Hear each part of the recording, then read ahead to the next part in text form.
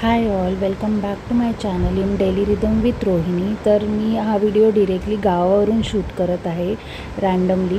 तर मी काय ट्रॅव्हलिंगचा व्हिडिओ वगैरे शूट केला नव्हतं. मी लग्नासाठी गावी गेले होते, त्यावेळेसचा हा व्हिडिओ आहे. लग्न अटेंड केलं, 1 दिवसासाठी मी गावी गेलेले, लग्न अटेंड केलं आणि त्यानंतर मी मामाच्या गावी आले. तर इथे मी शेतामधला व्हिडिओ शूट केला आहे, जो मी बाबांसोबत गवाराची भाजी आहे ती काढत होतो आम्ही. तर हे शेत आहे तोंडलीचं, जे मी लास्ट व्हिडिओमध्ये दाखवलेलं. तर ह्याच्यामध्येच मामाने तोंडली काढून गवार आणि भोपळा, आपला जो दुधी भोपळा असतो ना, तो लावलेला आहे. तर मी इतकं छान वाटत होतं खूप दिवसांनी गावी गेल्यानंतर. मी एकच दिवसासाठी गेले होते, 1 डे, 1 दिवस लग्नाचा आणि नेक्स्ट डे राहिले होते. तर असं, तर हे आहे भोपळ्याचं शेत. तर ही तोंडलीचं होतं, ज्याला थोडे थोडे कोंब फुटत आहेत. तर असं आहे सुंदर शेत, इतकं छान वाटत होतं. तर मी खूप सारी ऑर्गॅनिक भाजी आणलेली गावावरनं येताना. तर याच्यामध्येच ह्यामध्ये ज्या वाफा दिसत आहेत त्याच्यामध्ये गवारीच्या शेंगांची झाडं आहेत आणि हे भोपळ्याचे वेल आहेत, दुधी भोपळ्याचे. तर इथे तोंडलीचे वेल होते, ते काढले मामाने आणि त्यांना जमिनीलाच फुटलेले आहेत तोंडलीचे वेल.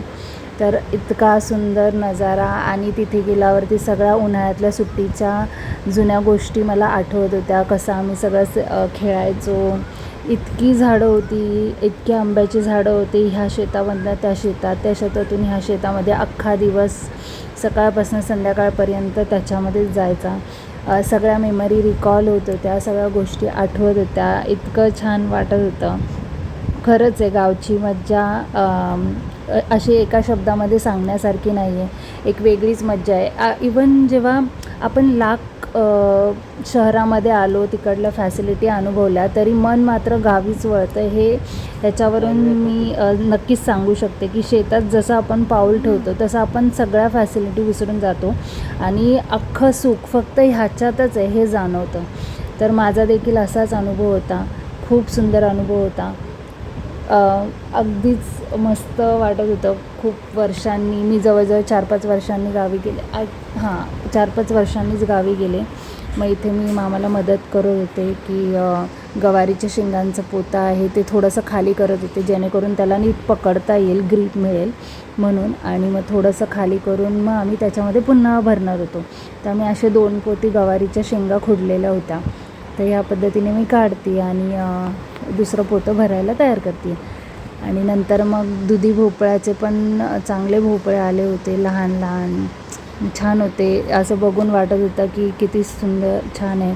ताजे वगैरे भोपळ्याचे निघत होते.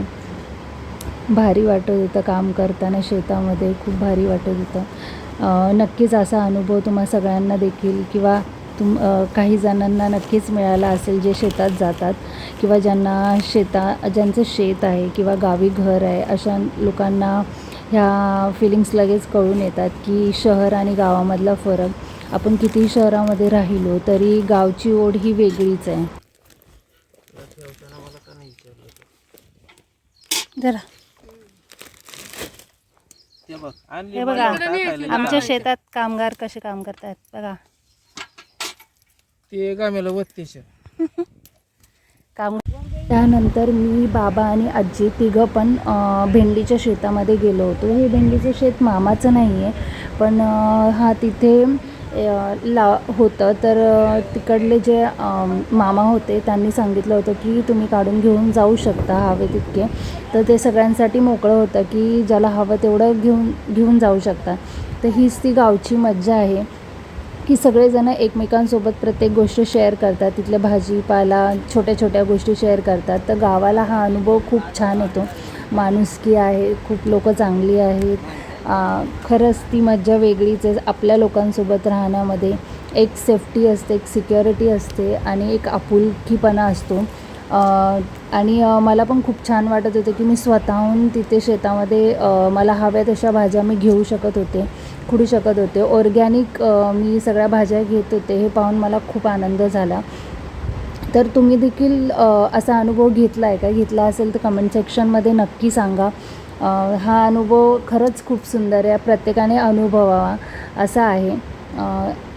आणि हे आहे आपल्या भोपळ्याची वेल, जे मला ज्यांना माहीत नाही आहे त्यांच्यासाठी सांगायचं आहे की छोटंसं फूल आहे, ह्या पद्धतीने वेल वरती वाढते. तर ते खाली पडू नये म्हणून वरती तारांनी त्यांना बांधलं जातं आणि त्याच्यानंतर असे छोटे छोटे भोपळे, मग त्यांची साईज ह्या पद्धतीने अशी वाढत जाते.